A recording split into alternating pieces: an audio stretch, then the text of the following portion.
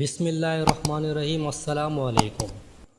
اسرائیلی forces کی جارحیت کے بعد پاکستانی بھی اب عمران خان سے بڑا مطالبہ کرنا شروع ہو گئے ہیں۔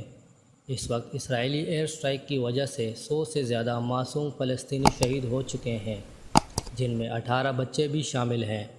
یہ وائلنس تب شروع ہوا جب اسرائیل نے نہتے فلسطینیوں پر نماز کے دوران فائرنگ شروع کر دی، جس کے بعد حماس کی طرف سے اسرائیل کو وارننگ دی گئی کہ اگر اسرائیل 24 گھنٹوں میں مسجد اقصی کو خالی نہیں کرتا تو حملے کے لیے تیار رہے، اور اسرائیل نے خالی نہیں کی مسجد اقصی، جس کے بعد حماس نے 130 راکٹ فائر کر دیے، جس سے اسرائیل کی تیل کی تنصیبات تباہ ہو گئی۔